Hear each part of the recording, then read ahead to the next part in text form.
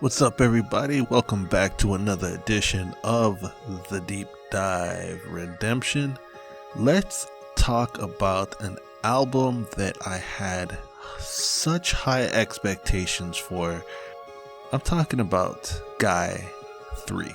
To me, that was probably one of the most anticipated R&B albums in my life. To this day, I'm a New Jack Swing fanatic, and my all-time favorite R&B album is hands down The Future. So knowing that they broke up after that album came out, after so many banging singles one after the other, I Want to Get With You, Do Me Right, Let's Chill, Let's Stay Together, Her, and I'm not even touching the remixes that came off of that album. Guy, The Future was, in my opinion, their best album. It set the bar for R&B and hip hop. Guy 3 should have been multi-platinum. And one thing that I know happened was, the label change at the time and the label not knowing how to market Guy.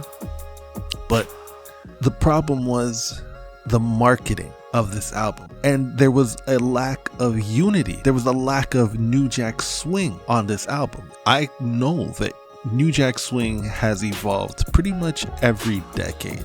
So you had like the go-go vibe of the New Jack Swing first, right? And then everyone emulated it after, and they kind of stuck with that kind of textbook New Jack sound. And then he merged it more with hip hop and funk samples.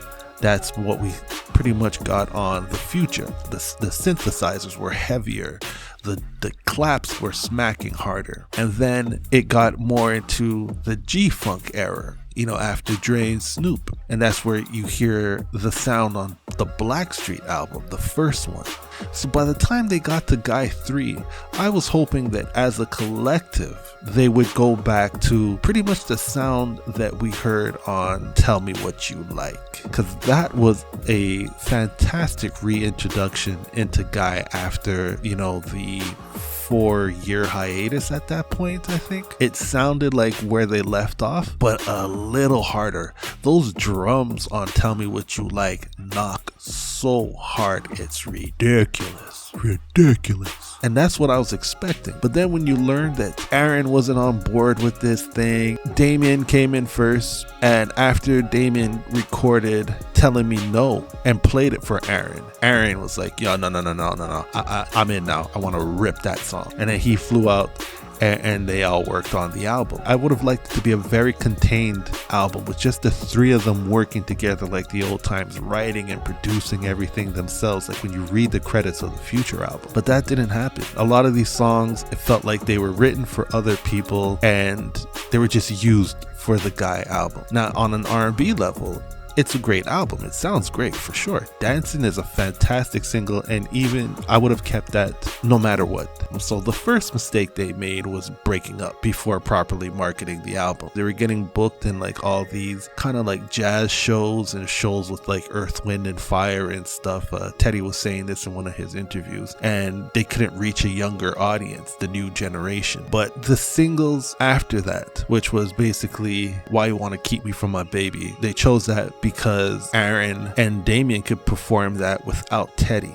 Had they stuck together, I'm wondering what could they have dropped as a second single, because there were some bangers on that album. Now, a lot of people said they liked the Doing It song. That song's dope, it reminds me of like the Gotta Be a Leader track that they had on The Future. But on Gotta Be a Leader, Aaron and Damien rapped with Wreckx-n-Effect, and on this one it's just Teddy and some other rappers. Acknowledge the Pirate, who is a very dope MC today. He doesn't sound anything like how he sounded like back in the days. I think they were strongest on their ballads. I think Telling Me No, Love Online, Rescue Me, those should have been the singles that they went with. I think with Why You Want to Keep Me From My Baby, they're also trying to achieve that I Miss You success that Aaron Hall had. But his reputation at this point was so tarnished, especially after that appearance on the Luther Campbell show, man, and Vlad TV. It was just, he didn't have that romantic appeal anymore. Now Teddy Riley is out there pushing that bullshit Guy 2.0, which is a complete insult and done totally out of spite, because he recruited singers based on who sounds like Aaron, who sounds like Damien, who sounds like Chauncey, who sounds like Dave Hollister. He even got someone who sounds like R. Kelly, just to add insult to the guy, to Aaron Hall. Nobody is accepting this. You should have just called it a new group altogether, not Blackstreet 2.0, not Guy 2.0, not Rex and Effect 2.0. The beef has become so petty, and we're way too old for this, guys. Like, let's move on, please. Let me know what you guys think. What was your favorite songs off of the Guy 3 album? And what singles would you have gone for after Dancing? Drop a comment below. Let me know your thoughts. And if you haven't already, please like and subscribe. Catch you on the next 5, guys.